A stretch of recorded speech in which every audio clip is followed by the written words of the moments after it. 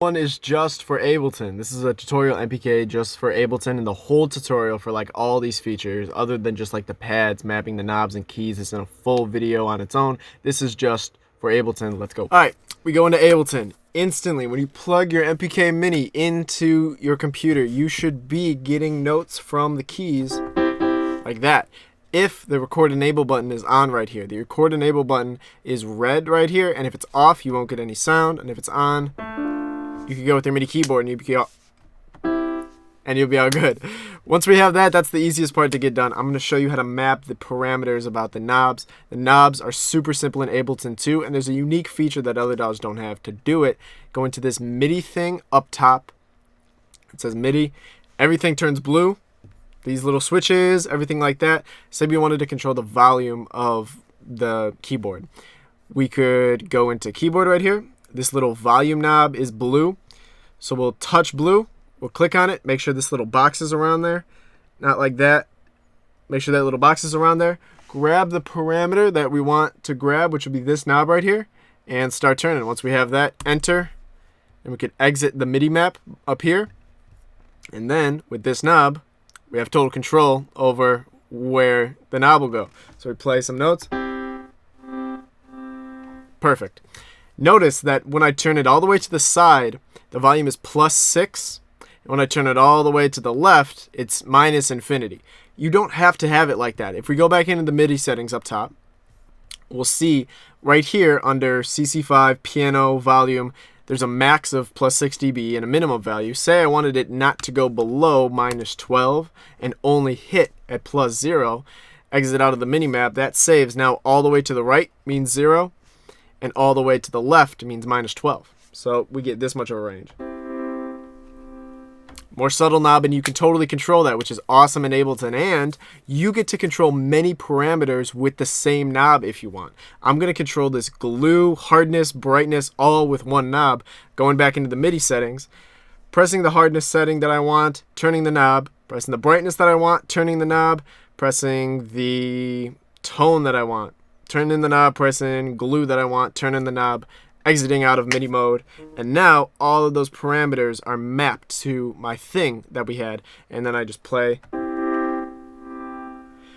Sound design, Ableton is crazy for that. It's definitely a feature. All other DAWs, especially Logic, I'm pretty sure, only get one parameter per thing, so having multiple is super, super useful.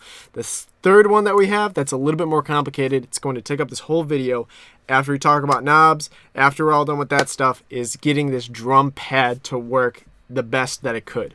Right now, these drum pads up top are basically just piano notes. They're extensions of these keys, but what we usually will use them for is drums, because it doesn't sound or feel right when we do it. So we'll open up just a plain drum kit. I have this. You could download all of these drums in my sample pack down below, totally free. I'm going to load this up. I don't want your email with that sample pack, by the way. I don't want nothing. I'm just giving away the samples. But we notice that we come in here and we have 8 samples that we have right now in the drum rack in the bottom left. If we tap any of these, we could see that some of them are lighting up. You could see that this top right, top left one that I'm doing is correlating to the top left of here, which is good. If you're on this setting, go over to here. These ones will sound to the green bank button right here. Once we have the green setting lit up, that means we're in the first bank of sounds, and these top 8 pads will go and be a part of what this instrument is. If you go into this red bank over here, that's in bank B, and this is something we're actually going to have to change. We could use all of these 8 pads twice. We could use 16 pads, all of these sounds down here with it. But notice that if we do these bottom pads, nothing's lighting up in the drum rack that we have currently. And then if I do the top 4 pads, it's doing the bottom 4 pads of this one. So it's a little mismatch. Here's what we do. To make sure we could get all of these 4 pads, go into the mini MPK editor software that you got with the little MIDI controller. I'll leave a link down below for PC and Mac downloads of that, just in case you haven't downloaded it. But we'll go into the editor, and then once that loads up, here we have something looking a little bit familiar. Bank A right here is in green, and it's 8 pads, and then bank B is red, and it's in 8 pads.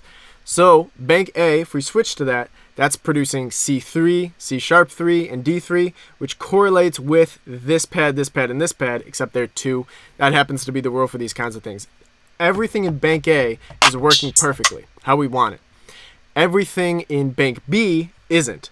You'll see that C2, a C note on that octave, is what the top left note of bank B is doing, but it's correlating with C2 on the bottom here.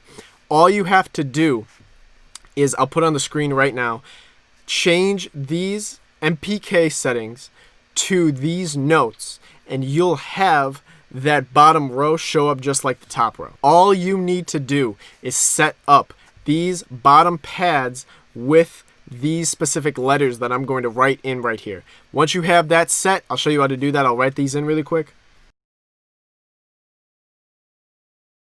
Alright, now that we have all of the correct letterings for Ableton's default in our settings, we go over here to send to RAM. It'll tell you MPK and MPK Mini 2 for inputs and outputs. Press OK.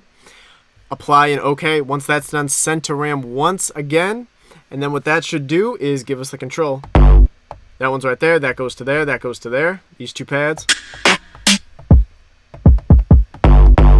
Sounding good, man. That's exactly how to do it. To make sure that it defaults like this, by the way, click on the Akai Professional, the Mini 2 editor, go into File, Save As, and just save it to your desktop as this MPK Ableton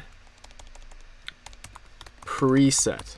Once we have that, we could unplug the MPK Mini and then come back and all the settings are going to be the same. But check it out. We have every one of these pads. Bank A is these top 8. And then bank B, when we go into the red bank, is these bottom 8. And we're all set. We can write in drums with this, and we can do anything we want with those things. If I missed anything in this video, guys, I have a whole tutorial about what every one of these buttons does on the MPK other than the pads, keys, and knobs.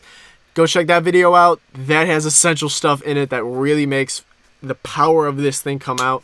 This is just for Ableton, and if I missed anything for Ableton, please leave a comment below. I'm good at getting back to those. I'm checking those every day because I'm just like a new channel and it's smaller, so go and leave a comment down below.